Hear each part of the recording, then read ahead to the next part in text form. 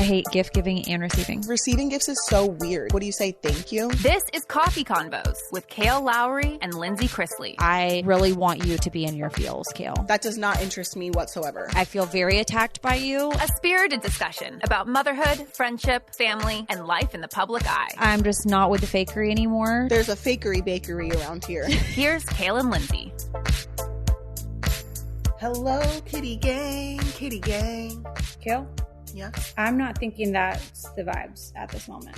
Oh, got it. Okay, what's the vibe? I mean, I love that you came on here and did that and really put in your best effort. But the vibes right now is this is absolutely a hellacious week. I hate everything about it, and I'm ready for it to be over. So okay. I'm sorry that you feel that way because this week has been pretty productive for me. Also, I didn't have a choice the way that Kristen set up my schedule. So I absolutely don't have a choice but to fucking suck it up and just push on through. I also don't have a choice. And I think that that's where like my negativity is sinking in. It's just been really hard trying to coordinate schedules and new things that I have going on in my life requiring me to be out of town. And then, you know, trying to alternate weekends with Will and then not really having any personal time anymore. So it's been a lot. Yeah, no, I definitely get that. I feel yesterday I was very overwhelmed. Like, I had all my kids. I was trying to, I don't know what I was doing.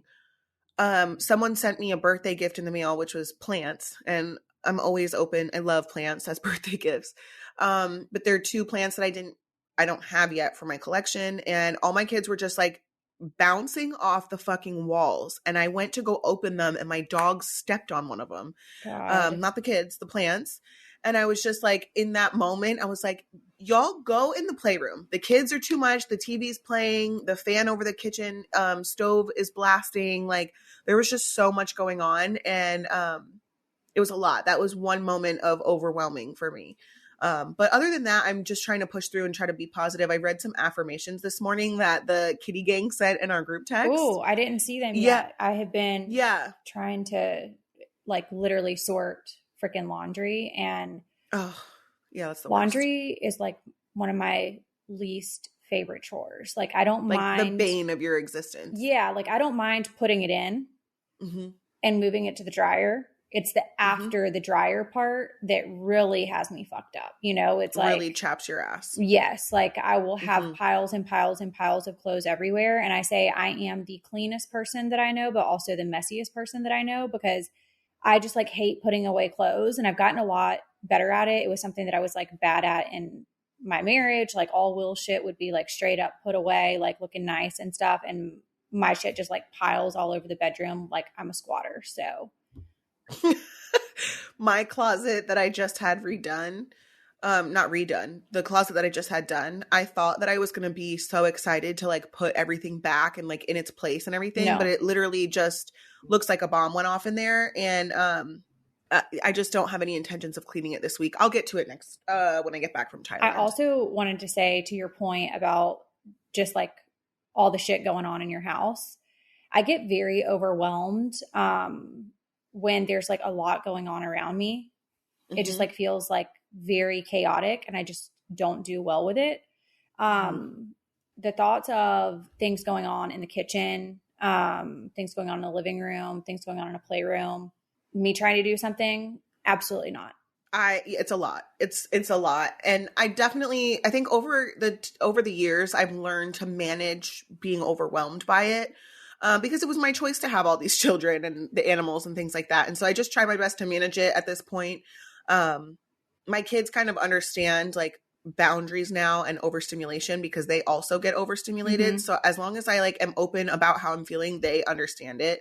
It's the communication and the delivery, right? Like communicating that properly where it's effective instead of destructive. Right. So I found a couple of TikToks. So I want to start off with TikTok o'clock. Well, these are TikToks that unfortunately have to be played because there's no way to like really summarize these thoughts. And also I want you to hear it from another person's voice because I just think that it will sit differently. Okay. And this first TikTok is about a stepmom.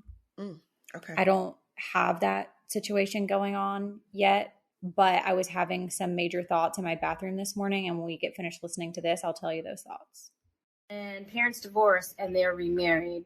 Should kids spend time with the stepmom while the other parent is at work? No, the kid should be with the biological mom, especially in childhood. Why? Well, because we need a connection with our biological parents. If the stepmom and mom get along, sure. But if they don't, no. If they don't, then that means that that kid is spending time with someone that hates their mom. How is that healthy? So again, all the parental wars, all the step parent and the bio mom hate, who is that really helping? It's not helping the kids. And it's also creating trauma. And that's not something that I would ever want to have on my conscience. Wow. Okay. So I am kind of floored by that, only because my entire co-parenting journey over the last 10 to 13 years has been like, Kale, you need to get over it. You need to move on from, not liking this person or that person not liking you. Just get along with for so-and-so. And that's kind of been, what I'm struggling with in terms of Lincoln's situation is like, we don't like each other. I've apologized twice now, doesn't want to accept it or even respond to them. That's fine. But I agree, I guess I never really agreed. I've been forcing myself to believe that I need to move on, be the bigger person and apologize, be civil, put on a show when Lincoln's around and things like that. And I've seen other people say, especially on TikToks and stuff, like, you got me fucked up if you think I'm going to, have my kid be around someone who doesn't like me. And I never, I've always been programmed, especially because of viewers of Teen Mom, essentially telling me to get over it and fake it till I make it sort of thing. And I never understood the parents who were like, I don't want my kid around someone who doesn't like me. But the way that she describes it makes complete sense to me. And I'm legit sick over this. I cannot believe that you even, where did you find this? I found it, and literally it's how I think. So when I saw it, I was like, wow, this is exactly my thought process. But also I feel like Kale needs to hear it, because I do think that generally we are conditioned to feel like we need to make best of situations and be the apologizer. And it's a fake apology, right? Because if you're not really sorry for what you are apologizing for, and you're just apologizing for the sake of being able to have that getting along aspect for the kids, then you're also teaching them long term. They'll realize that that's fake. And you're also teaching them long term to fake it basically until you make it. And I'm trying very hard not to teach Jackson that, and not to issue apologies that you don't mean. I don't want to blame everybody else for this. I think that I've definitely contributed my own, I've done my dirt in the situation. I am sorry for some of the things that I did. I very much am. And it takes a lot for me to apologize for something. I will say that while I have been sorry for certain things, I also have apologized for Lincoln, because I want to do whatever is best for Lincoln. I cannot believe that someone other than me thinks other that. than me is saying, yeah, I know. Well, and then I have a whole nother string of thoughts about it, because when you lay down with someone and you guys electively make a choice, consciously or subconsciously, to have a child together, you came first before someone else comes into the picture. So in my opinion, I feel like, unfortunately, that second person has to adjust to what's there first. You shouldn't be adjusting to them. That's a good point too. Do we know if she's an attorney or who she is? What does she do? I don't know. I just saw it and I was like, absolutely, I agree. There's a couple more points that I want to make. That biologically, your parents are always going to be your parents. And if you are raising a child with someone that you are not with, and they cannot be with that child, but you can, I feel like a step parent, they could get divorced, they could stay in their life forever. Who knows, what that situation could play out to be. But you're always going to be your child's mother or your child's father biologically.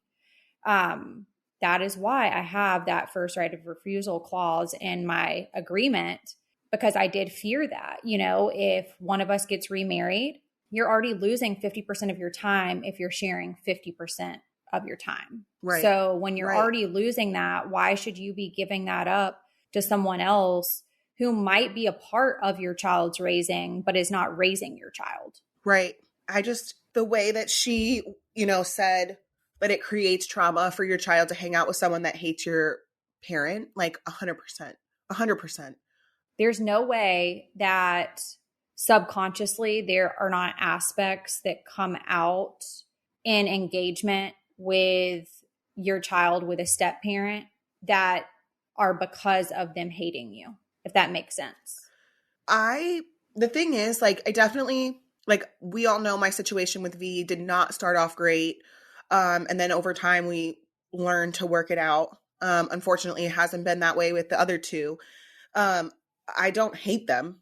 I definitely don't hate them. I don't have any feelings at all. And like I said to you, I did mean my apology. I don't hate them. So I hope that Lincoln understands that growing up, especially, or even Lux and Creed too. I don't hate their dad's girlfriends. I don't have any feelings towards them at all. But I think that they strongly dislike me, if not hate me. And to that point, it makes me upset. I mean, I'm just assuming too, because if you're not accepting my apology or you don't believe that I'm sorry, there's nothing I can do. There's nothing further that I can do to make the situation better. And if you continue to hate, but how do I move forward with that on, how do I go to the other parent and say, basically, I don't want my kids spending extra, if you have to go to work, bring my kids back to me because they don't need to spend time with someone that hates me. How do you express that to the other parent? Well, I think that that's where the legal paperwork, comes into play. And that's when you have to, I've always said this to Will from day one, I don't want to have to go textbook by the legal paperwork. Now, when it comes to holidays and stuff like that, yes, we're going to go by that. We're going to go odd, even years. That's fair. But outside of that, as far as the agreement, we don't have to go by that as long as we can co-parent effectively and get along and it not be drama all the time. Right. But it's nice to have a fallback in there so that you can fall back and say, if you are anything over X amount of hours, then you have to, defer the time to me. I'm already losing a certain amount of time, and that's already hard to lose. It's already hard to share. Mm-hmm. Yeah. I watched a TikTok last night, and it was this woman, and she says, co-parenting is so ghetto. I'll post it. She's like, co-parenting is so ghetto. She's like, I already have to share my child. I don't want to share my child. And then she was going on to say about how they just her child has to readjust when they come back home. And we've talked about that before. They just have their own set of rules over there. And, the whole thing is so not what I imagined it would be. I will say in your situations, I think that there are more differences between the households than differences between my households. Agreed. Well, because there's also cultural differences for us. Correct. Religious differences, cultural differences. There's I agree, and there's also lifestyle differences. I looked at Lincoln this morning on the way to school, and because he told me something about his other family, and I was like, "That's really cool." I said, "That's awesome." I looked at him in his face and I said, "Do you know how lucky you are that both of your families are, you go on a lot of really cool trips with your dad?" I said, "Your dad has a home and a pool." I said, "And whatever else he's got going on, your dad takes you on a lot of fun trips." I said, "And you come over here, I have a pool, I have a yard, I have animals, I have your brothers, we do our family trip." I said, "Do you know how lucky you are?" I can't look at Lux and Creed and say the same. And that makes it hard when you have multiple situations to compare internally. Mm-hmm. I can compare externally to other situations, and I'm like, wow, I'm glad that that's not my situation, or wow, I really look up to that situation and I'm going to try to implement some of those things. But in your case, you have internal conflict going on because you can compare internally with multiple different situations. Yeah. Coffee Convos podcast is brought to you by BetterHelp.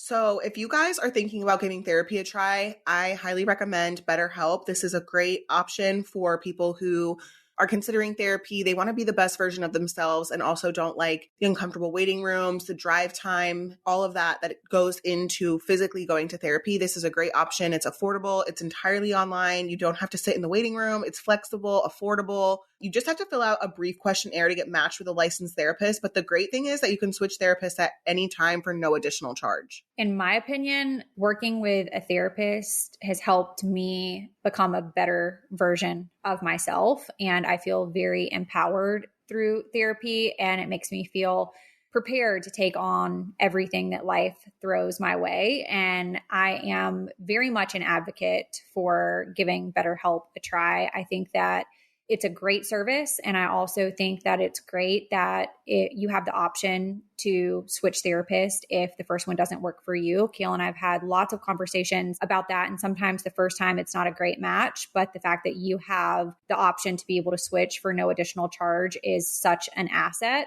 So if you guys want to live a more empowered life, therapy can get you there. Visit betterhelp.com/coffee today to get 10% off your first month. That's BetterHelp, HELP.com/coffee. Lindsie and I love to play mobile games when we need to pass time, especially when I'm sitting in the pickup line at school when, it takes like 45 minutes to get through it. It's really nice. I especially love when there are charming graphics and laid back gameplay for a full story. There's a ton of scandalous secrets on Love and Pies, and you can try it today. This is the perfectly cozy game. You can download Love and Pies by Trail Mix Games for free. It's a casual merge to game where you build your very own cafe, combine ingredients, and uncover a story of drama and romance. So it very much feels like a TV show, but like in a game format. You guys can play as Amelia as you take over the old family cafe and restore it to its former glory. You're going to meet a diverse cast of characters as you uncover a family story full of secrets and laughs. And you can decorate your cafe and the surrounding area with beautifully designed items. It is so fun. They aim to create safe, empowering spaces for players of all ages. As Kale said, with each beautiful game that they create, they're fostering a culture of trust, respect, and creativity for a tasty mix of love and drama. Download Love and Pies for free today. That's Love and Pies, free to download in the App Store or Google Play. I also want to say that I was in my bathroom and getting ready, and I was just thinking about, I am almost 2 years post-divorce, which is crazy. I can't believe that it feels like it's been longer than that, because I feel like I struggled through my marriage for so long that it feels like longer than 2 years. But then when I look at the actual calendar, I'm like, wow, I can't believe I've been divorced for almost 2 years. That's crazy. But now I'm starting to think about things like, okay, well, what if Will ends up with somebody that, has children, and their dad maybe isn't like active in their life, and Will takes that situation on, and it takes time away from my child. Like, that's not something that I signed up for or my kid signed up for or whatever. And I'm sure Will has probably had like similar thoughts, maybe not like the same thought process, but similar. And that's just like a hard thing to navigate through, because I am very selfish when it comes to that. Like, I don't want to give my time that would take away from Jackson, and I don't want Will to give his time to another situation that would take away from Jackson. Like, that would be very hard for me. I have definitely struggled with my own situation, with my own, I gave birth to each and every one of my own children. I haven't taken on stepkids, and I can't tell you how sometimes, I don't even know how to describe it or word it. There is a sense of guilt with every child that I've had, that I'm taking away a little bit of something from each child, because I have to spread myself thinner and thinner. And that was something that I really struggled with when I was pregnant with Lincoln. I literally at one point told Javi that he should take the baby, and I'm going to be with Isaac by myself, because I don't think I can love anybody like I love Isaac, and so I was really struggling. I quickly learned that love multiplies, but there is still a sense of guilt, because I do have to divide my time. Like yesterday, Isaac had an orthodontist appointment before school, and he looked at me and was like, "Mom, can we do a Mom Sunday?" And I thought, yeah, maybe we can. And then Joe, he has boxing. Isaac's in boxing now. And Joe wanted to meet him over there. And I was like, you know, if I keep you home from school, then you're not going to make it to boxing. And then your dad and I are going to have to talk about it. And it was just like a lot. But things like that, where when you only have one, you don't have to consider as many other factors when you just have one or two. But people ask me all the time about dividing my time or getting one-on-one time. And it's very difficult. And Isaac, I think it was Isaac or Lincoln. I'm pretty sure it was Isaac. He asked me if we could go somewhere with just the bigs and not the littles. And, you know, that's difficult. So imagine doing that for another family that are not your own children. Like, they're children that you've taken on. And I mean, I think because Will and I chose to just have Jackson, and we were so careful about that. And like, he was chosen. Like, I've talked about this before, that he was a planned child and very much wanted. And, you know, we put a lot of thought process into having more kids and, you know, what that would look like. And so it's hard now post-divorce, knowing that, you know, time's ticking along, and the longer time ticks along, the more likely that we're both going to end up with somebody, and those other somebodies might have children. And what if those other somebodies have children that don't have positive influences in their life with a second parent? That does concern me. Like, the thoughts of Will not being at like all of Jackson's sporting things, or like splitting his time, even if he biologically like had another child, and the thoughts of that time split, it wouldn't. That's also really difficult. The time split with other, that's what I'm going through that with 2 out of 3 of my kids' dads. I had showed Joe one of these things that Isaac wanted to sign up for on Saturdays. And I showed it to him and I said, hey, like, you know, Isaac really wants to do this or whatever. And he's like, I don't know. Like, my daughter has cheering and I want to be at both things. And I looked at him and I said, unfortunately, you're going to have to divide and conquer. I said, you have more than one kid. And, you know, it's not fair for Isaac to miss out on stuff because his sister's doing stuff. And he's like, I know. He's like, I just have to figure it out because you're used to this. You have multiple children. You've had multiple children for longer. You know what I mean? Yeah. So he was like, I have to figure it out. And then same thing for whenever we were figuring out Lincoln's basketball stuff. At first we tried to do what was convenient for them, you know, because they had another child, and it actually worked out because Lux was also going to be in that basketball league, but it was not beneficial for Lincoln whatsoever. So I had to send Javi this long email, and he agreed, and he had to learn too about dividing his time between his 2 kids. And it's very difficult, and there's no easy way to do it. And there's no way to tell how your kids are going to feel about it. And even me, like, I have to choose between, you know, during football season, I've had to choose while my kids are playing at the same exact time, what field am I going to watch from? You know what I mean? Like, I could only hope that they're playing on fields next to each other so I can be in the middle. Like, it's very difficult, whether it's your own kids or somebody else's. But that being said, I mean, I agree with you.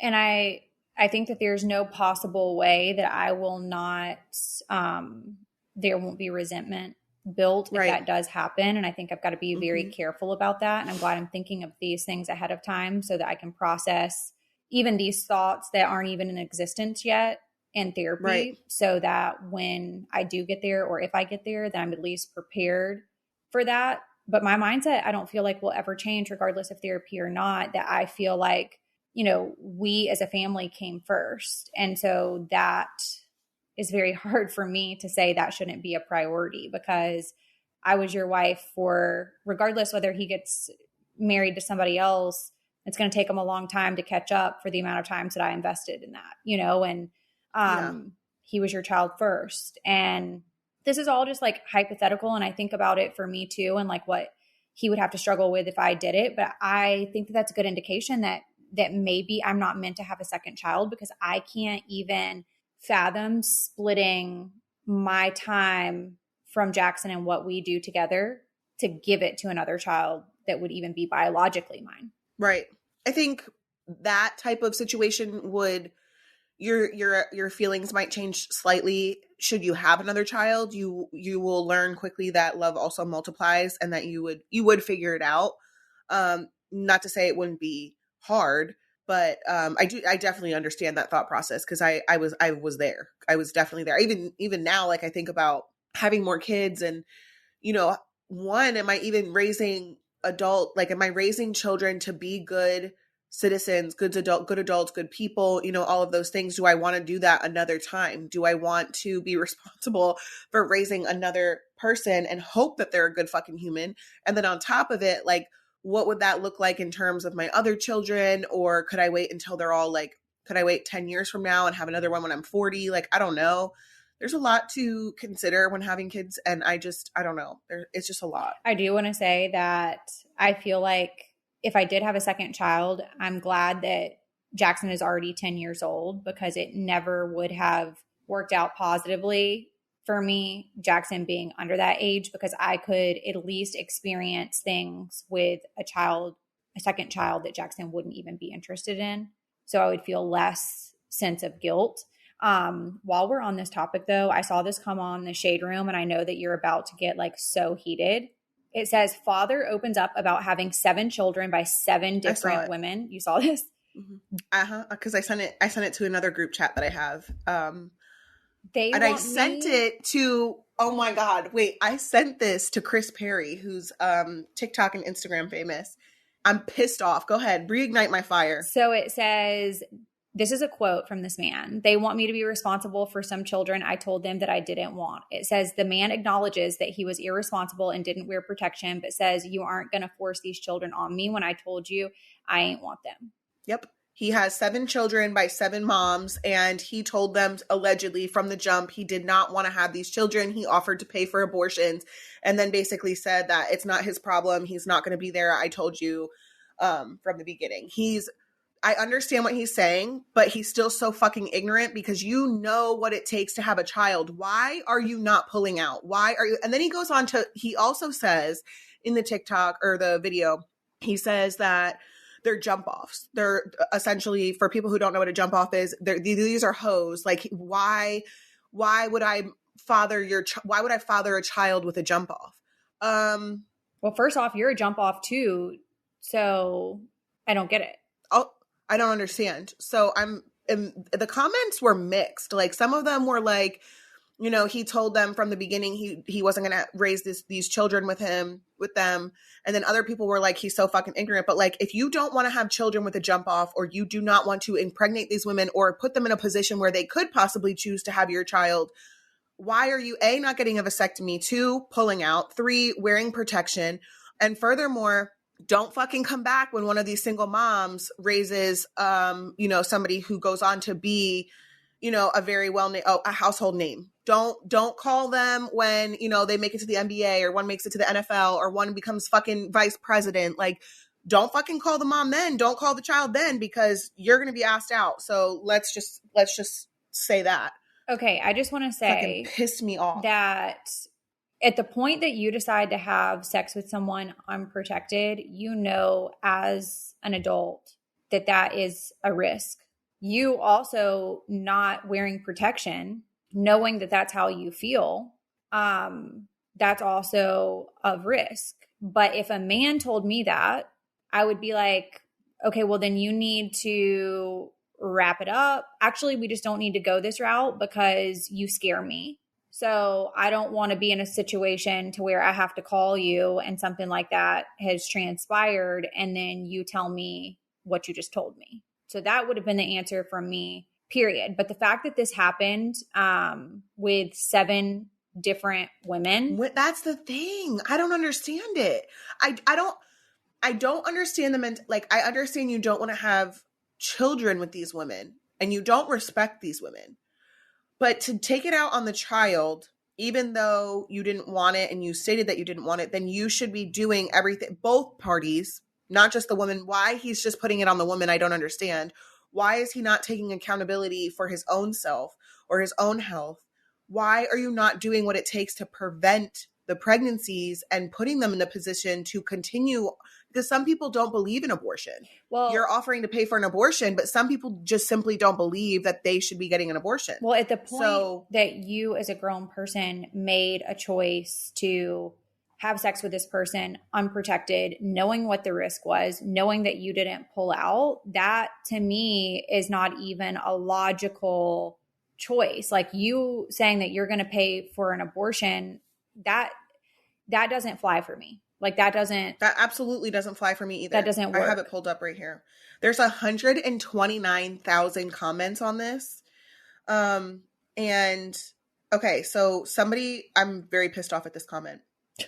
This comment says, I know it takes two to make a baby, but ultimately the woman is in control if she gets pregnant or not. It's her body. He is a total deadbeat and jackass, but these women could have prevented having a baby from his sorry ass.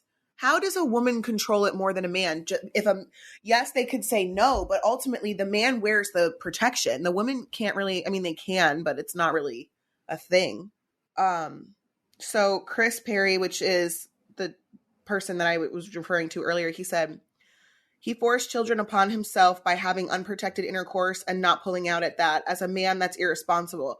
Just because he told the woman he didn't want kids doesn't mean they won't still have them. Dude is bugging, and now his kids will grow up without their dad. Way to continue generational curses. And then someone else says a vasectomy is also an option. And then multiple people that are verified are saying, why didn't this man just get a vasectomy?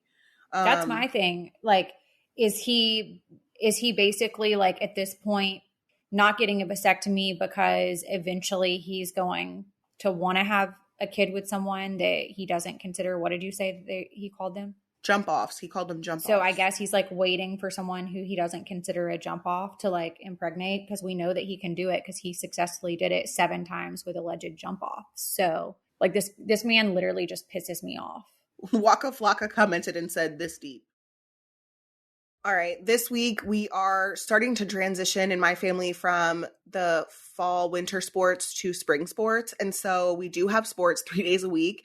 And HelloFresh has made those nights super easy for us because it's less meal prep time. It's less time. I don't have to go to the grocery store and things like that. And just for those who didn't know, March is National Nutrition Month and HelloFresh makes it easy for this. You guys can get delicious dietitian approved meals simply by getting HelloFresh. 2 of my favorite meals from them are the black bean chili, and my top contender is the creamy Dijon dill chicken. That's my all-time favorite one. They make it easy to eat what you love. Everyone in the family will like something that they offer, and they have a ton of options for easy dinners to get on the table on those busy nights, or if you just want to eat better, a couple days a week. So I also love HelloFresh. It has definitely helped me get back in the kitchen, and I waste way less. I feel like with groceries going up in cost, it's so much easier to just do HelloFresh. I have everything that I need. Nothing gets wasted. And with HelloFresh being cheaper than grocery shopping and 25% less expensive than takeout, it's been a no-brainer for me. I also love that I can order meals that I know Jackson is going to love, and then I can order me other things if I want to like meal prep or whatever for myself. If you guys would like to try this, go to HelloFresh.com/Convo60 and use code Convo60 for 60% off plus free shipping. Go to HelloFresh.com/Convo60 and use code Convos60 for 60% off plus free shipping. America's #1 meal kit. Okay, before we move on from TikTok, I need to know about these phrases that you're no longer saying. Okay. So I saw a video of this woman who was talking about how our thoughts are what we become, right? So, Yep. When we always say, oh my God, I'm dead. Oh my God, I'm deceased. Oh my God, I'm sick. Oh my God, this. I'm flatlining is one of my favorites. Mm-hmm. They're not good energy. They're not good manifestations. They're not good to say. And, our brain is very much like, it's like mind over matter, right? Mm-hmm. So when you're constantly putting those types of things into the air, into your energy, into your life, it's not going to do good things for you. So she went on to say that instead of saying, oh my God, I'm dead, she was like, maybe comment saying, oh, wow, I live for this. And then like put a heart or like a laughing emoji, like something that is the total opposite of, I'm dead. So I really liked that. And I thought that I say that all the time. Like I put the skull, I'll say, oh my God, I'm flatlining, I'm deceased. Like you know what I mean? And so when she put it into perspective for saying, oh my God, I live for this, I was like, wow, that actually makes a lot of sense. So that's what I want to do now. That's something that I want to work on for the rest of the year, is really changing what I'm saying to make it more positive. Well, I think that goes along with your whole mindset of like manifestations, and you get back what you put out. Mm-hmm. And so, I mean, I do agree with that. And in theory, is that good? Yes. And do I think that it's doable? Yes. But also, do I think that it's going to take a lot of work because we are just like creatures of habit? I will literally have to stop every single time I go to say something negative, because sometimes I feel like it's a coping mechanism for me to say something negative so I can just like be in that moment to be like, this fucking sucks, or, you know, this life is fucking ridiculous, or, you know, whatever. It makes me feel comforted to know that I'm just like in my negative energy right now. And I still think there's room for that. I still think that you have to feel sad emotions, negative emotions, all of those things. I definitely think that. But like yesterday, my friend she had to go to court for something, and she was like, well, I'm not going to jail and I just have to pay a fine. And I was like, great, that's good news. It could have been a lot worse. You know, like I could have been like, I don't know, talking shit and been negative, but I was like, you know what? It could be worse. You know what I mean? You so could like have feel been how like, you feel. Getting a ticket and paying a fine still sucks, and like all the negative things. But at least you were like, yeah, I mean, the alternative is way worse than what's actually going on. Well, and there's a lot to be said about that. Sorry, I had to plug in my laptop. I think, you know, saying like totally valid, I would feel the same way, like validating the feelings and then being positive. Yeah. Because if someone's just positive all the time, I think that's toxic, and I don't love that. Like back when I would talk to Prison Bae while he was in prison, it was just constant positivity all the fucking time, and it would just piss me off. But now it's like you can acknowledge sad feelings, mad feelings, whatever. I had a talk with Isaac yesterday about something that he had going on in his life, and I said, I told him to write me a text with all of his negative feelings and examples and things like that. I said, and feel how you feel. I said, that's okay to be mad or upset or be hurt by something that someone did. I said, if you acknowledge it and then you let it go, then there's room for positivity, and then go focus on your friendships that are good and don't make you feel like shit. Yep. And so it's the same thing with everything else in life. It's like, definitely acknowledge and be validated in your feelings. That's okay to have negative feelings. But I just, you know, where there's not room for negativity is like, if something is funny, I don't need to say, oh my God, I'm dead. Mm-hmm. I could be like, oh my God, I live for that. You know what I mean? Yep. Just in those little ways, harmless. So I want to try. I can't make any promises, but I'm going to try. As we go on your Instagram and it's like skulls everywhere. I'm like, my favorite thing. Wow, that effort like really went far. We love that for you. I love that. I also just want to your point about being positive all the time is toxic. I 1000% agree with that. There used to be someone in my life that every single time you were around the person, it was so positive that I felt overwhelmed by the amount of positivity, and not overwhelmed in a good way.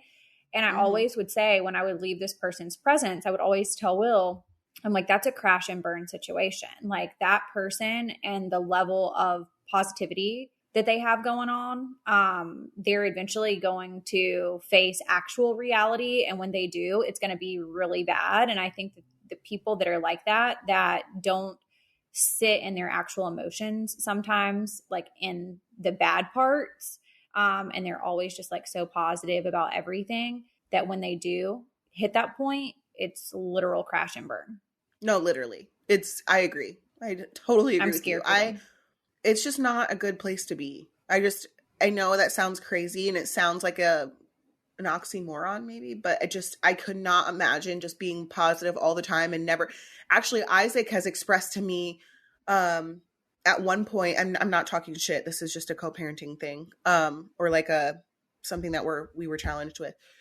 Isaac said that like he would talk to his dad about certain things, and his dad would be overly positive and would not essentially like validate how Isaac was feeling. Mm-hmm. It is very much okay and very much a part of life to have feelings of hurt and anger and upset and, you know, all of those things. And you have to validate that for kids. And so Isaac would be like, I talked to my dad, but he just told me to keep my head up and he told me to stay positive, and it wasn't helpful. It didn't make me feel better. It's actually, and I said, that's okay. That's funny that you say that, because I do feel like through co-parenting, you also teach the other person things about themselves through raising a child together. Because I've experienced that with Will more recently. I mean, he's always been kind of a person that doesn't wear his emotions on his sleeves, and like you never know what's actually going on. Like he could be very pissed off or like very happy and you just wouldn't know. And I try to encourage him, you know, to let Jackson actually see his emotions in a healthy way, because it's also teaching Jackson to suppress his. And so I'm like, by you doing what you're doing, he's learning those things. Mm-hmm. And whether you realize it or not, he's picking up on every way that you handle a situation. And if you don't ever show emotion about anything, it's going to make him feel like he can't. Yep, 100%, 1000%. Lux asked me the other day, do boys cry? And I said, yeah, sometimes they do. Well, do you cry, Mom? I said, yeah, I cry a lot. Well, I mean, I haven't because of Lexapro, but, you know, I do cry. Lexapro has definitely made me less emotional, but also I still can cry and I do cry. But I told him, I said, yeah, of course, mommies cry. Like I cry. And that's important to allow, you know, kids to feel, because even if you don't say this is allowed, that's allowed, or, you know, when Lux asked me that question, they're also seeing what you do without saying anything. So there's definitely been instances where like, I know for a fact that Lincoln acts a certain way because he knows how his dad will react, even if his dad doesn't say what he's thinking. Lincoln has very much done things, handled things in similar ways that Javi has. And he's not going to like that I say that. I'm not talking shit. I'm just speaking to the context of this conversation. You really do need to let your kids see your vulnerable moments and watch you handle things in a very, you know, it's okay for men to cry in front of their children. It's okay for moms to cry in front of their children, as long as you explain it to them in a way that they understand. And that is, you know, not too much for them to handle. I say also that as much as it's important to show your kids emotions, whether they be positive, negative, indifferent, whatever it may be, it's also important for you to show your kids how to disagree healthily, because I think that a lot of kids, I've heard so many times, I never saw my parents argue growing up. And then when we got 18 years old, they divorced and we never knew anything was going on. You know, so I do think that there is a level of healthy disagreement if it's healthy. I agree with you. I want to get to the sex question from the Facebook group. And then I have just like some very, very brief updates on Alec Murdaugh. I finished the docuseries also, by the way. Perfect. Also an update on the Gabby Petito stuff and one little small snippet of the Idaho 4. Okay.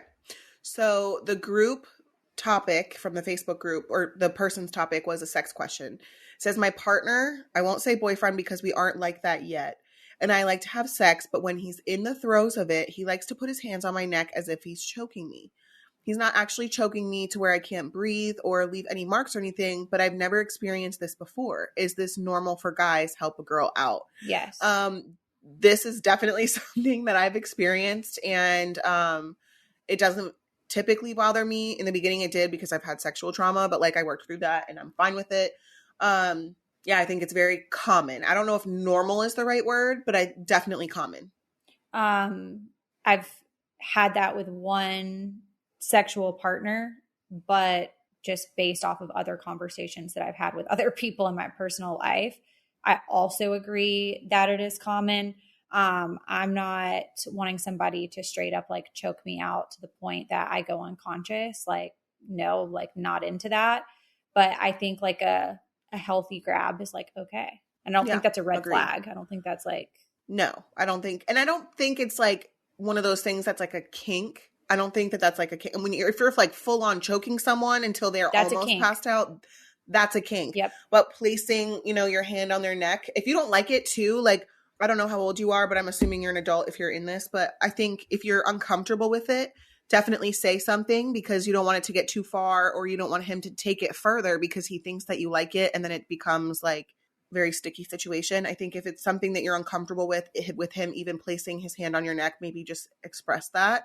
You could maybe gently move his hand somewhere else that you do want it and see kind of what, what happens from there. But definitely have those open conversations because, in 2023, we're not faking orgasms and, just getting through something because someone else likes it. We're going to speak up. We're going to stand up for ourselves. We're going to do all, be healthy. I 1000% agree with that. And I also, when I say this, people are probably going to be like, you need therapy. But to me, a healthy grab anywhere is kind of endearing, kind of just like, yeah, I'm here, I'm here, Do you know what I'm talking about? It's just Yeah.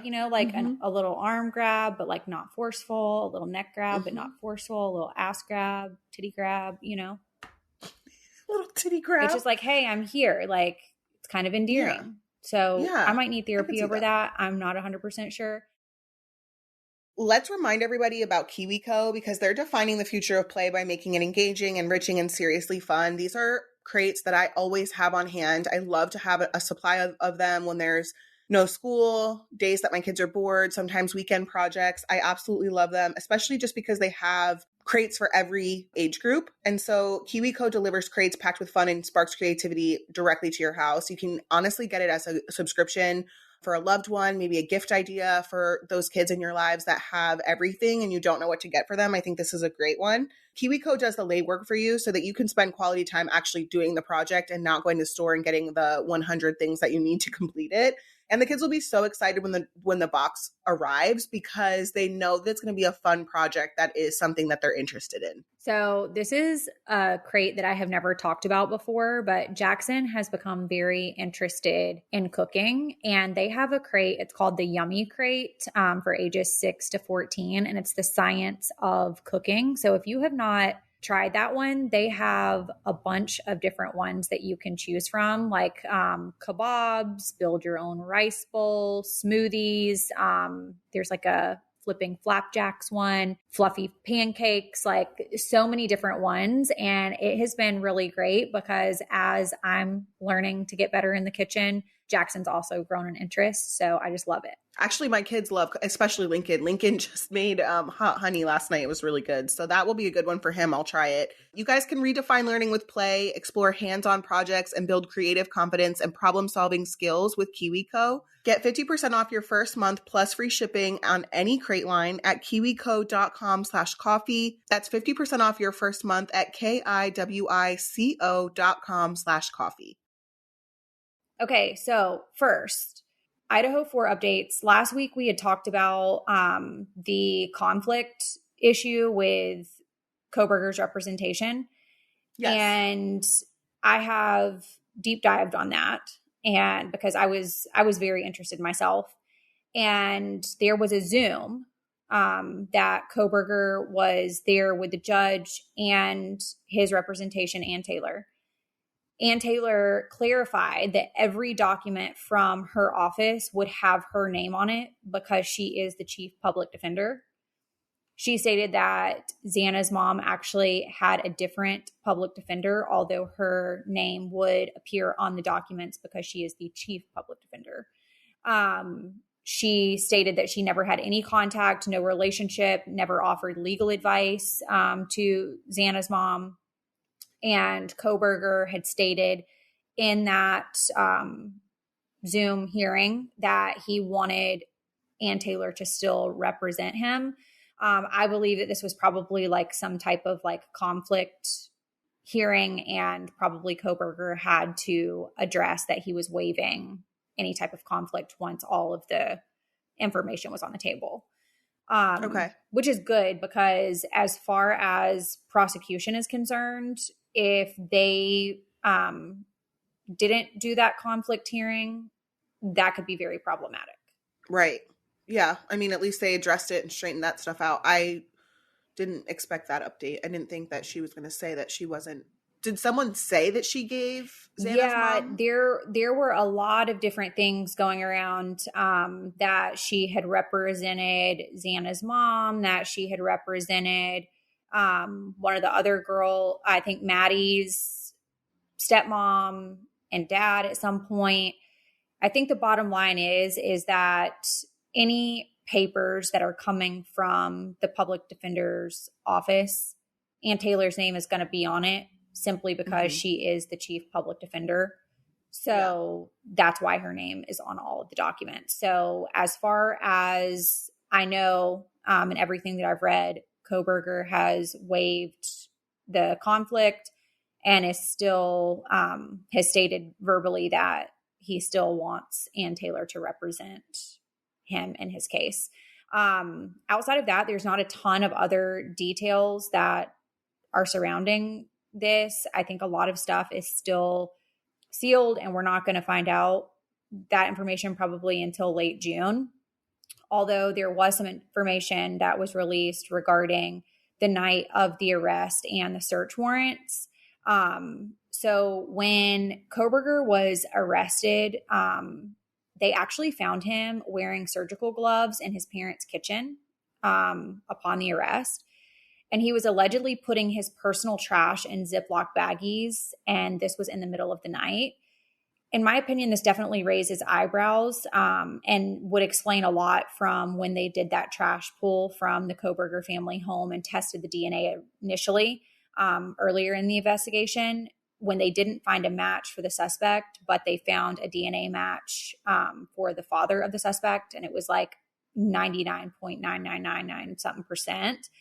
Is he dumb? Like, did he think that putting his trash, his personal trash with gloves in Ziploc baggies was going to prevent them from testing his parents' DNA? Like, is he stupid or is he dumb? I guess he just didn't want his DNA to be tested because maybe based off of his knowledge of the way the legal system works, maybe there's like some reason why he felt that it would be okay for his parents to be tested, but not his. Like, who honestly fucking knows?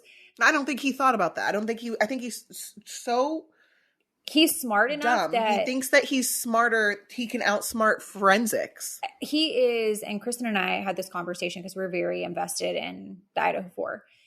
He is smart enough to get himself in fucking trouble. Like, that's essentially the conclusion that I've come to. They did take a DNA swab of Kohberger's mouth. I think it's called like a buccal swab or something like that. Yes, that's the, yep, cheek swab. I'm sure that they have had that DNA tested to the knife sheath that was found at the scene of the crime. With it being a search warrant, he would have had no choice but to give them the sample. So I'm sure, I know a lot of people were questioning on social media, like, why would he have given them the sample of the DNA? But also, again, bringing it back to the trash situation. If I'm not mistaken, trash is no longer personal or private property once it's discarded. So it becomes fair game to be tested. So had he gone to a restaurant or got fast food and drank out of a straw and then thrown it away, I'm pretty sure that they would have been able to get that also. So he might as well have just given it to them. I think anyway. that he was careful enough, and I'm going to go out on a limb here because I don't know this to be true or not. This is just my opinion. I think he was very aware that he was being followed, and I think that he was very aware that they were on his trail, and I think that that's why he was methodically moving in the way that he was. I think that he had some indication that his DNA would be detected in that trash, and they had previously gotten the trash once it was thrown away and tested for the dad's DNA. And that's how they got that match. I think I'm going to go back to the statement. He is smart enough to just get himself in trouble. Did say that he wore a size 13 shoe. So even though the shoes that were found either on his person or during the search through the search warrant, the shoes that were on him didn't match the Vans that were worn the night of the murders. It would at least show a size match, that if the footprint was in fact a size 13. So I thought that was all pretty interesting. I just want to say that with technology and forensics, I would never fucking commit a crime this day and time. I would never, ever, ever. Like, just the idea of it, you would never be able to get away with it. Like, I truly think that the people who are getting away with murders and things like that are the ones that were not planned and they just don't have enough evidence. But if you're going to plan a murder, you're not getting away with it. I promise you. Absolutely not. Absolutely the fuck not. And also, you know, why, not that you should be like killing anybody anyway, but like, right. Why are you killing people that like have lots of friends, involved family, like you followed them on social media. So you know that they're coming and going and doing things. And it's not like they're just like some type of like freaking recluse with no family, no one that, you know, is going to care to find out what happened to them. Like you're literally targeting people that are coming for you. Literally. It doesn't make any fucking sense. Like, why would you go after someone like that is going to have essentially a fan base or some sort of group of people who are going to help investigators take you down? They were a part like, of why Greek would you life. ever? It's like they were a part of a posse, okay? Like not a posse. You're an idiot. Okay, updates on Alec Murdaugh. And okay, so first let me say I finished watching the docuseries. Did you love it? I did, and I was almost wondering if they were going to add on to it, but I guess and I also watched the 2020 situation that happened after his conviction. Mm-hmm. At first I couldn't understand the why. I didn't understand why he killed his wife and his son. And I also didn't understand why they would have killed Gloria, which in my opinion, I believe that they killed Gloria. I don't know if it was the wife or the husband, Alec or Maggie. I don't know. And I don't know why Paul was there when it happened, because that made me also think, did he have something to do with it? Because that hurt my heart, because I knew Gloria had such a presence in his life and really helped, essentially was the third parent. So that was really upsetting to me. I quickly realized that the Murdaughs were so far in debt. They had multiple properties, multiple houses. He was in what is it called? Disappropriating funds from clients and stuff. And so essentially, in my opinion, he could have killed his wife and his son for the insurance money, which would make sense to me. It all came down to insurance. I don't understand why Paul and not Buster. Why did Buster get to survive? Like, not that anyone should have died, but how do you decide between sons which one you're going to kill? So I do think that I read somewhere, and y'all correct me if I'm wrong, but Alec was the only one that had a life insurance policy, I believe. So I don't believe that Paul or Maggie, that could have been a factor at play, because But they didn't have life insurance policies on them? I don't believe that they had life insurance policies. I'll look more into that, but I'm pretty sure I read that somewhere that they didn't, and that couldn't have been the motive to collect the money. I will say, I think that a lot of this has to do with the fact that he got away with so much for so long that he thought that he was never going to get caught, and that he had so many connections through the judicial system, law enforcement, that simply he could just basically get away with whatever and he would never get caught. I want to remind y'all about ZocDoc, because with the weather changing, our feelings probably change, our health changes, all the things. And if you're trying to find the cause for your symptoms that you're experiencing, ZocDoc is the app for you. Thousands of medical professionals on ZocDoc are there to help you. They listen like a friend and give you the expert care that you need. You don't need to text your group chat anymore. I promise they're not going to give you quality advice anyway. And when you find the right doctor, you can feel it. You feel heard, you feel seen, you feel at ease. ZocDoc, finding the doctor that's right for you is seamless. The quality care that you need is just a few taps away on the ZocDoc app, and you're going to love it. Guess who's going on ZocDoc app today? That would be me. You. Because I realized how bad my eyesight actually is after taking the trip to Florida and literally could not see. So I will be going on ZocDoc. I've gone on ZocDoc so many times. It is my go-to. And when I tell you, there is nothing worse going to a doctor's appointment. You're wanting to be the center of attention. You're wanting to tell them all about yourself, all of your problems. And then you're with a doctor that seems like they have better things to do and better places to be. I have not had this experience with ZocDoc at all. And I am so thankful for that.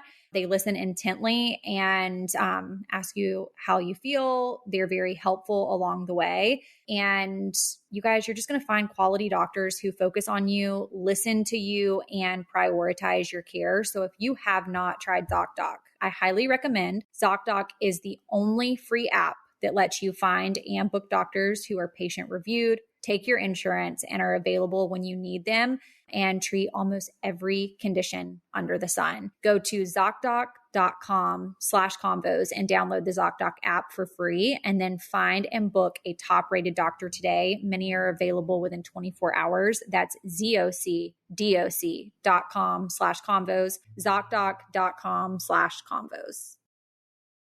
When he showed up to his sentencing, which I was shocked that his sentencing was so soon. So verdict came down, sentencing came down the day after at 9:30 a.m.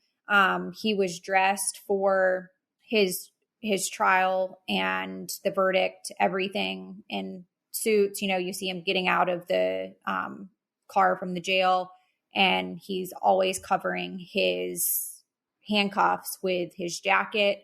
He shows up to the sentencing in his jail clothes. So I don't know if that was like a requirement by the jail that once he was sentenced, he wasn't allowed to change into like street clothes or not. I don't know, or if that was just like a choice that he made. But CNN, this is an article from CNN, says Alec Murdaugh will spend the rest of his life in prison for killing his wife and his son. He was sentenced to life without the possibility of parole. And before the judge handed down the 2 consecutive life sentences, he reminded Murdaugh of his astonishing fall from grace, saying that he had to have a portrait of Murdaugh's grandfather removed from the courtroom to ensure a fair trial. So he's the 4th generation. Alex Murdaugh is the 4th generation, for those people who are listening that don't know, of the law firm, essentially like this law empire that his own family established 4 generations prior. They had been in this area for about a century. And he had to resign, I think, from his own family's law firm. Yeah. I really liked this judge. I feel like he was no bullshit. And I also feel like he saw right through Alec. He said that Murdaugh's testimony was not credible or not believable. And he also said you can convince yourself about it, but obviously you have the inability to convince anyone else. Like, I feel like once the verdict came down, the judge was very happy with what happened. And there is a TikTok that is of Alec speaking, saying that he was innocent and that, you know, he was found guilty, but he was innocent, and that he would have never killed his wife and his son. I also read somewhere that he had plans to appeal, start the appeals process, and the appeal would be filed within 10 days. So then, as I'm like scrolling through Twitter, I see this photo of Alec like in this like mustard green oversized shirt, like it definitely didn't fit, and his entire head shaved. Mm-hmm. Did you see those photos? Yeah. So the little press clip said Columbia, South Carolina, Richard Alexander Murdaugh will be processed into the South Carolina Department of Corrections today when he arrives at Kirkland Reception and Evaluation Center in Columbia. SCDC processes all male inmates into the system at Kirkland as part of their intake process. Like all inmates, he will undergo medical tests, mental health, and education assessments, and SCDC will gather other additional background information. Next, the SCDC inmate classification system will follow the same process it follows for all inmates. evaluate results of tests, assessment, screening administered to him, take into account his crime and sentence, and use all of that information to assign the inmate to a specific custody level and prison. That process is said to take about 45 days. And after the process is complete, he will be sent to one of the maximum security prisons in the state of South Carolina, just like all new inmates serving life sentences. If there's no life insurance motive for killing Maggie and Paul, what is your theory on why he did it? Sympathy to get people off his back for other things? Like, what do you think it would have been? I think that he was going through marriage problems. And I also think that the situation that was going on with Paul with that boating accident, I think was drawing a lot of attention to that family. So obviously if dead, there's nothing to defend at that point. And then do you think that him not giving the Satterfields money for Gloria's death, do you think that was more so he sued himself and then kept the money to hopefully pay off some of his debts? No, I think that he just had a major problem with authority, and I think that he had a major control issue, and I think that he just thought he could do whatever he wanted to do, and there were no repercussions. He knew that family didn't. Who do you think killed Gloria? I think that he did it. I think Alex. You don't think Maggie did it? Do you think No. Maggie knew that he was doing it? No, I don't. I think that he and Maggie had severe marriage problems. And I think that she didn't know a lot of the stuff that he was doing. And I think it was like a fight or flight situation. They had 2 kids together, and that family was very powerful. I would imagine as a woman, if I was married to him, I would be scared to fucking divorce him. That makes sense. You know? Because I was just wondering, like, why I didn't like how calm Maggie was on the call when Gloria died. I think that when you are involved in situations like that and you have essentially lived so much of a lie, and the man that she was with had covered up so much that it was probably very hard to decipher from the truth and a lie. Mm-hmm. And so if he is said to be a very convincing liar. Mm-hmm. He just didn't convince a jury after all of the information that they knew. There was, I think, two jurors were saying not guilty and one wasn't sure. But then it only ultimately took, I think, 3 or 4 hours to deliberate and bring back up evidence that would further convince the other 3 juries that he was guilty. Well, so it was said that it only took them 45 minutes to change their verdict, but it took them 3 hours in total to deliberate. That's not a very long time in deliberations. Just in comparison to my parents' case in federal court, it was days of deliberation. So when you're talking about 3 hours of deliberation, and only two were not guilty and one was unsure, and it only took them 45 minutes to change the other side, to me, that says a lot. I think, and correct me if I'm wrong for anyone that's listening, or Lindsie, you may know, Kristen, you may know, I think I've read that statistically, the shorter the deliberation, the higher the chances of guilty, or like essentially the longer it takes to deliberate, the higher the chance there is an acquittal. Yes, that is true. Okay. That was true for my parents' case. I think for like O.J. Simpson as well. We literally thought, just by the questions, because the jurors can bring back questions, into the courtroom, and then, prosecution and defense have to come in and hear these questions that come back from the jury. I didn't know that. I had no idea. Okay, so when you're the floorman part of a juror or floorman or whatever, the person who like speaks for the jury, he will send notes to the judges' chambers if they have questions. And once that question goes into the judges' chambers, then they bring in the defense and the prosecution into the courtroom, and they hear the questions coming back from the jury. So is everyone still in the courthouse when that is happening? Yes. Like they have to deliberate in the courtroom while everyone is still there. No. So essentially no. So once the jury goes into deliberations, they go into a different part of the courthouse where they are deliberating. The prosecution goes to the prosecution side. But they're all in the courthouse. But everybody is still in the courthouse.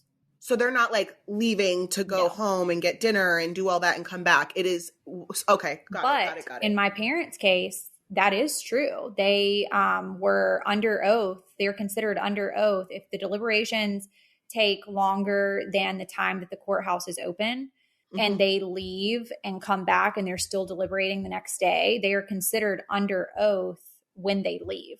So they can't discuss it. They can't do anything. Like they're not allowed to like not with other turn on jurors, the news. Nothing. Okay. Got it. That's how that works. That makes sense. Also, I saw this TikTok and we will post it when this episode airs. It was 2 inmates that were having a conversation about where Alec is scheduled to serve his time. And it said, this is a quote, when he goes to the yard, there are more where there are more hostile level 3s and men who are invested in the gangs, people will be waiting on him. It said from a person that was there, this was like a jailhouse call. People are already waiting on him. He will be expected upon arrival and police can't protect you. So I am very interested to see, what happens and what comes out once he does report to the actual facility that he will be serving his time. There also was an article that came up from Crime Online, and it's this woman speaking out. She is said to be a sex trafficking victim and claimed that Alec Murdaugh battered and raped her years before the slaying. So where I would most likely say in other cases that women, like people come out of the woodwork saying stuff, when one person comes out, you have to be careful about, immediately assuming someone's guilty of something. However, in this case, I believe that this could very well be true. Absolutely. Because she would be scared.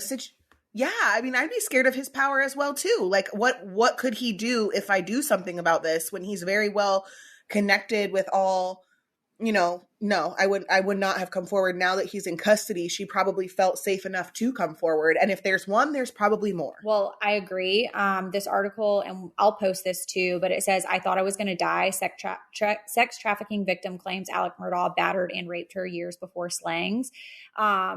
The South Carolina prosecutors have declined to say whether they would prosecute him for allegedly assaulting a sex worker in 2014 and 2015.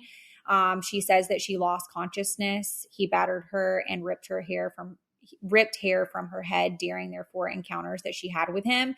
However, the South Carolina Attorney General's office recently told the Daily Mail that Murdaugh had 99 grand jury charges against him, including fraud, but none stemmed from the claims that were lodged by this woman. We'll add it to the list because he should be tried and convicted for that as well. And then there's a quote that says, we do intend to pursue the other charges pending against Alec Murdaugh. However, there are no charges against him at this time related to sex trafficking or sexual assault. We cannot confirm and certainly cannot comment on anything that may or may not be under investigation. So that was from an agency spokesperson. So I will post that article for you guys to be able to read more in depth, but I will be interested to see what all actually does come out of the woodwork now that he is behind bars, and people will feel safer to be able to come out and say something. It would be very hard to come out and say something against someone with so much power. Do we know if Buster has made any statements? I do know that he had filed a police report against the media for feeling unsafe because the media has been following him like crazy. So I don't know that he has said anything. I just read that this morning. Did he ever finish law school? Did he go to law school? I don't think so. I think that he got kicked out or something for plagiarism. What? Yeah, I'm pretty sure that he got kicked out of law school for plagiarism. What the fuck? Okay. But like the Murdaughs, I can't. Okay, moving on. Let's do foul play. First one. So I don't know if this counts as foul play, but it's freaking embarrassing. And I've only told like 3 people this story. Well, now 3 people plus a lot of listeners, plus me and Kale, plus Kristen. It involves a vibrator and my parents, both of them. So this was around 4 or 5 years ago, just before I moved in with my now fiance. I was still living at home with my parents. So one night I was peacefully drifting off to sleep and I heard this loud, very loud noise coming from my plug outlet next to my bed. It sounded kind of like a buzzing alarm sound. I had literally just fallen asleep before it happened. So I woke up in a panic and screamed for my parents to come help me to stop it. My dad turned off the switches and took out the plugs. In hindsight, this probably wasn't safe and there actually was an electrical issue. I told my mom to go turn off the switchboard so that she would shut down all the electrics in the house. It literally sounded like the wall was going to explode. We stood there for maybe 10 seconds thinking what to do when my dad went over to the nightstand and opened it. There, hidden right at the back, was my bullet vibrator, loudly vibrating against the wooden drawer. One tiny little vibrator causing so much commotion. No shit. That's what they are intended to do. Those little tiny bullets are so powerful. Mortified is an understatement. My mom was like, oh, okay. And my dad said, maybe we will keep that one a secret. They kind of laughed a little and then said, all right, good night. I was so traumatized. I don't recall saying anything at all. I usually hid my vibrator in a different drawer, way more hidden than this one. But that night I put it in there and I was sleepy. Yeah, because you literally got off and decided that you were going to PTFO. PTF, piss the fuck off? Pass the fuck out. Pass the fuck out. It's never been spoken about since. My family and I have a very close relationship, but thankfully this has never been brought up again. I love you guys and the podcast. The foul play section has me dying every episode. Okay, first of all, ma'am. Ma'am. Are you well? I would never feel comfortable having a vibrator in my parents' home. Oh. Like that's like not a thing. Like that's not a thing. Like, no. I definitely have had sex toys in every house, no matter who I was living with or staying with, because that's a life. No. Like, no. What if your parents are just like perusing around and they're just like seeing that? Well, for me, it's more my kids. Like Isaac asked me, I think I told y'all, like, what are you doing with that penis structure? What did he call it? Sculpture. He said, what are you doing with that penis sculpture? And so definitely traumatizing. I found as a child, I found a sex toy in my mom's drawer one time, but like, why was I snooping? I was like 10 years old. What the fuck was I looking for? Yeah. Like, why is everybody so nosy? Further, she literally used that bullet. She got off and then she put that shit in her nightstand and went to bed and then was abruptly woken up by it turning on. And I'm like, yeah, of course it's going to be going crazy because that's what it was literally doing on your clit. Kristen sent me the second one. Hi, Kale and Lindsie. First off, love the pod. Have been listening since the start. Now for the fun part. I was dating my first boyfriend when I was a sophomore in high school. We had been together a few months and I was in love. I decided he was the one I wanted to lose my virginity to. We had talked about it and I had asked him if he had sex before and he said yes. I didn't ask other questions. I mean, why would I? Now fast forward to the sex part. No. The first time was in a Taco Bell parking lot in the back seat. Super classy of me. LOL. That's a Kale move. That is a Kale move. Wasn't anything special, obviously just painful due to it being the first time. Fast forward to the next few times, we went to his house while his parents weren't home and I headed upstairs. Instead of taking me to his room, he takes me to his brother's room. Weird. Absolutely not. Yeah, absolutely. There's lots of things with this story that I'm not a fan of. Well, then we're getting into it. Side note, I was 14 and had no idea about having sex, foreplay, getting wet, nothing. We went right into it and obviously I wasn't wet, so you know the dick wasn't going in, LOL. This man then proceeded to get up, go to the kitchen, bring back a glass of water, sprinkled it down there with his fingers, expecting it to help. Again, I was 14 and in love, so I didn't think twice. The water obviously did not help the case. Flash forward to now, I'm 24 and have been dating my boyfriend, not the water guy, for almost 8 years. We have great sex, and now I can clearly tell this guy did not have sex with anyone before me because if he did, he would have never grabbed the water. We ended up breaking up a few months later because he cheated on me, but now I can look back laughing because I didn't miss out on much. Hope this gave you guys a laugh. Love you both. Okay, that's one of the reasons why I don't like shower sex, because the water makes it more of like a rubbery consistency that's not pleasurable. But to go get a glass of water, even at because I also lost my virginity at 14 years old.